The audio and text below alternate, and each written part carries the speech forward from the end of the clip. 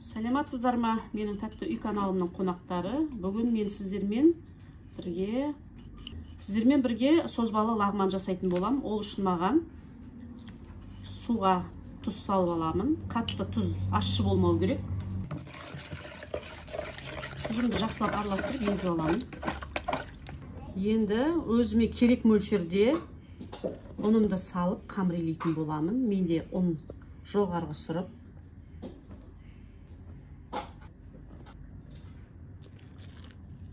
Енді қамырымызды илейміз.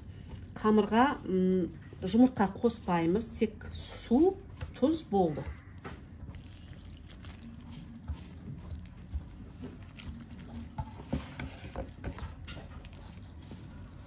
Қамырымыз жұмсақ болып кетпеу керек.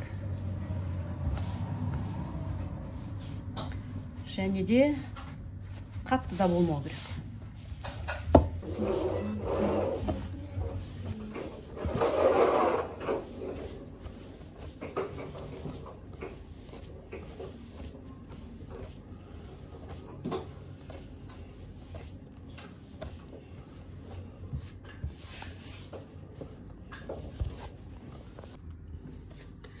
Міне, қамырымыз осындай жұмсақтықта болу керек. Қатты жұмсақ та емес, қатты да емес.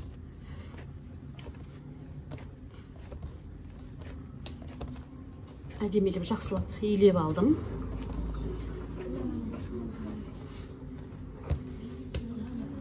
Қамырымызды илеп болды. Енді осындай орамалды сулап, қамырымызды деп орап қойып қоямыз. 1 сағаттың көлемінде жақсылап иі қанып тұру үшін.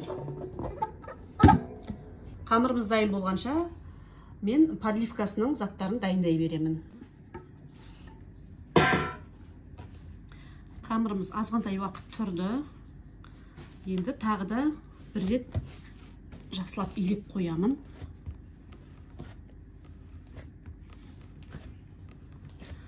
Қамырымыздың иі жақсылап қанса, жақсы созылады да, әдемі болып. Үзіліп кетпейді. Қараңыздар, қамыр қандай әдемі эластичный болды.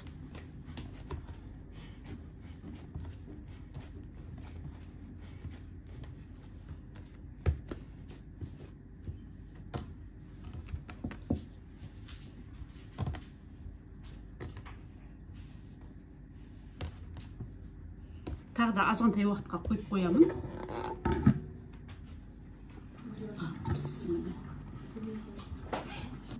Енді азғантай май жағып аламыз.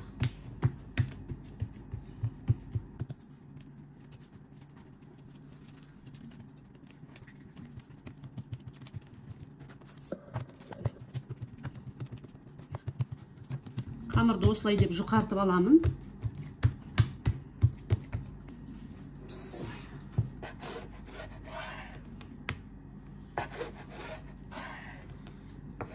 Енді осындай жіңішке қылып кесіп аламын. Қатты жуан етіп кесудің қажеті жоқ, өйткені ұзын болып кетуі мүмкін. Сондықтан қатты ұзынның қажеті жоқ. Өзіміздің созғаныма да ыңғайлы болады.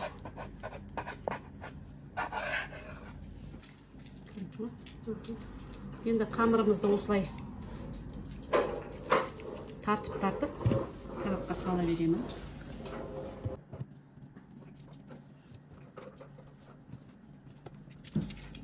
Бір-біріне жабысып қалмас үшін қолымды майға батырып тұрмын.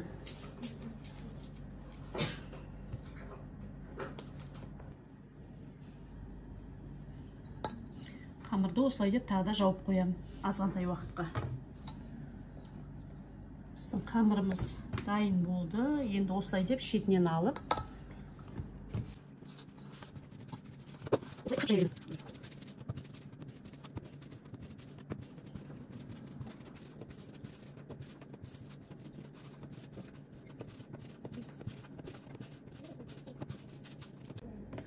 осылай бір тегіс етіп, барлық жерін бірдей қылып домалатып алдым. Қатты жіңішке қылмаймыз. Осындай жіңішкелік жетеді. Өйткені біз әлі бұны созамыз. Созған кезде бұл бұдан да жіңішкереді. Енді мынандай табағымызды алып, табағымызға май жағып, барлық жеріне майды тегістеп жағып аламыз. Майдың көптеу болғаны жақсы, өйткені қамыр түбіне жабысып қалмайтын болады.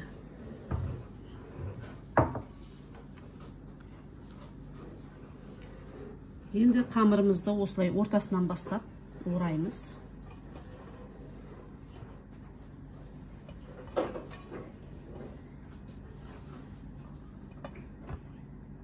Қамырымыздың беті қаяздап қалмас үшін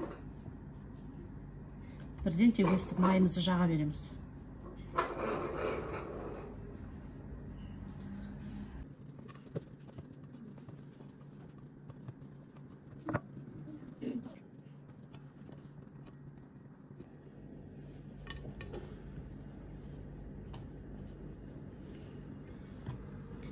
Қамырымызды қатар-қатар осылай деп жинай береміз. Айналдырып, тек майы жақсылап жағылса болды.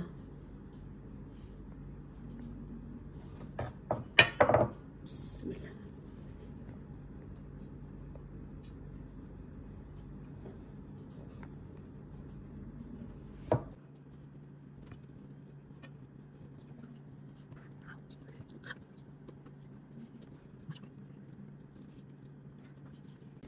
Қамырымыз дайын болды, жинап болдым. Енді азғантай уақыт және де қойып қоямыз. Оған дейін мен өзімнің подливкамның заттарын дайындай беретін боламын. Енді етімді ұсақтап турап аламын.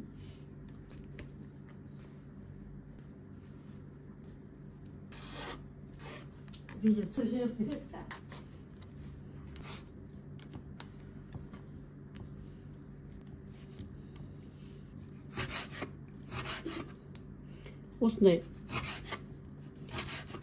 уақ кубиктерге турап аламын.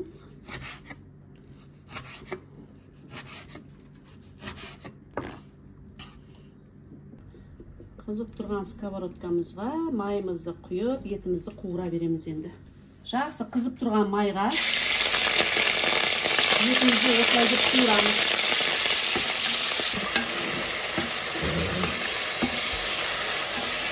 Салып, жақсылап қуыруға қойып қоямын. Етім пісем дегенше мен басқа заттарымды турап дайындай беремін. Етіміз жақсылап пісіп алу керек.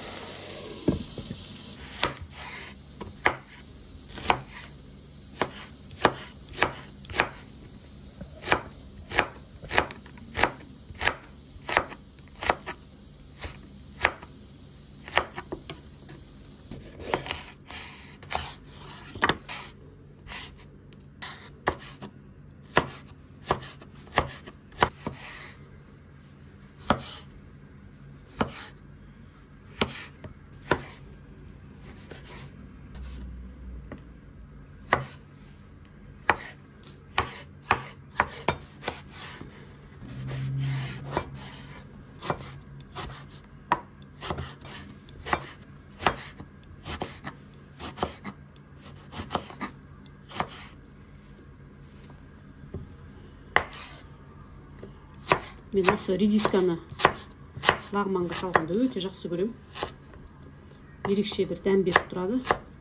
Енді ол өздеріңіздің қалауларыңыз, егерден редиска сіздерге ұнамаса, редисканың орнына редька алсаңыздар болады. Редьканың қазақша атауын білмейді екем. Білетіндеріңіз болса, комментарийға жазып кетсеңіздер болады. Каналымызға подписка жасап, лайк басып, комментарий жазып отыруды ұмытпаңыздар. Қоңыраушаны басып алуды да ұмытпаңыздар. Видеоны соңына дейін қарап, біздермен бірге лағман жасап көріңіздер.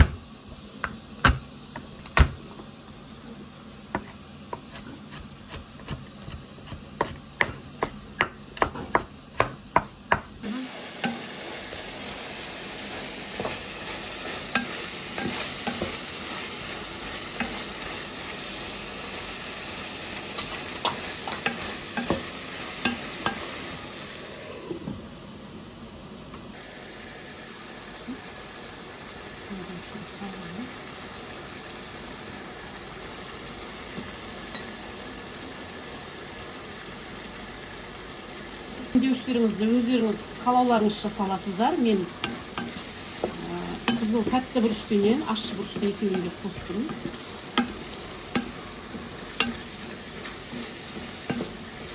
Оларыңыз бойынша.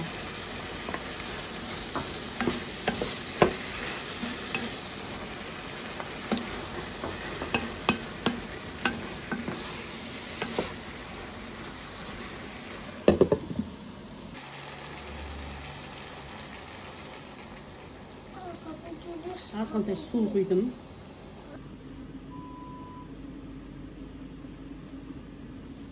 Қамырымыз күшті болып тұр екен. Енді осыны жайменен осылай деп жіңішкертіп аламыз.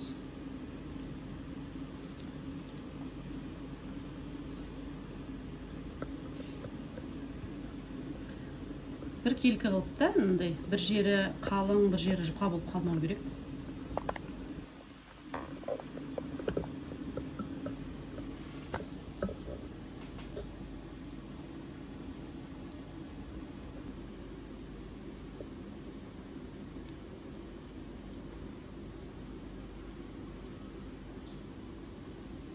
Созып атқан кезде қайта-қайта үзіліп кете береді. Сондықтан қамырдың иі жақсылап қанғаны дұрыс. Лағман негізі асықпай жасалынатын тамақ. Бұны асығып жасасаңыз, қамырыңыз дұрыс шықпай қалады.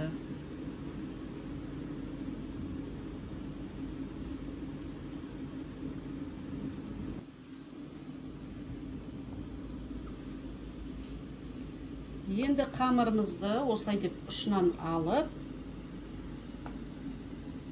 қолымызға үсті борап аламыз.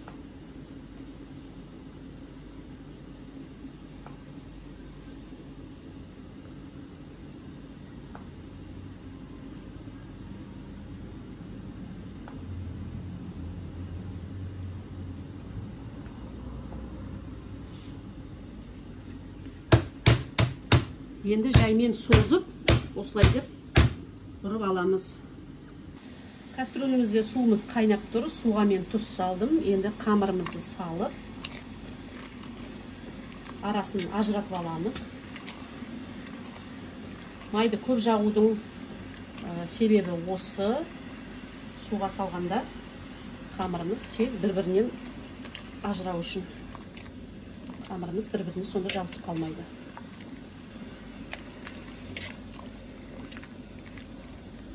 Қамырымыз дайын болды.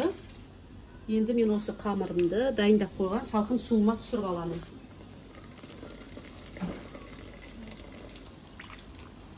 Өзімнің әке-шешемнің жасап үйреткен лағманы.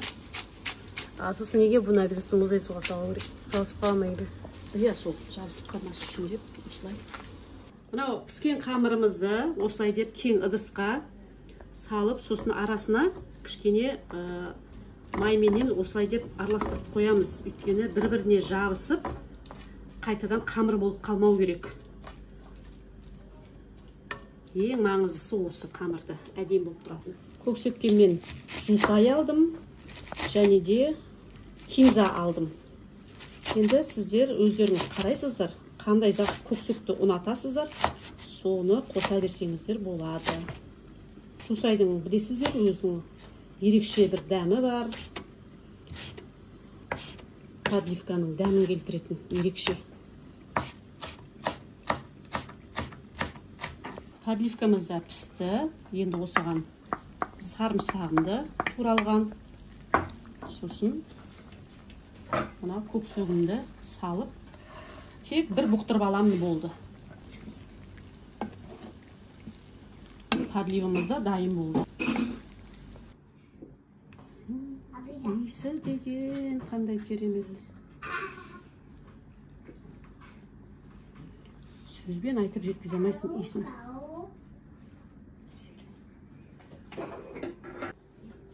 Осымен бүгінгі лағманымыз дайын болды. Бүгін немерелерім келіп, улап-шулап жатырмыз. Сонда да мен сіздерге алғашқы тамағымның дегустациясын түсіріп берейін. Бісміллә.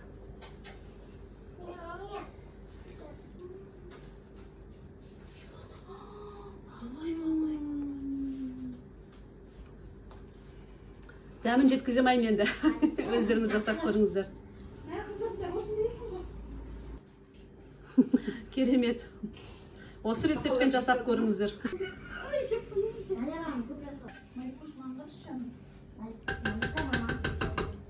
Кішкентай пүштен ай.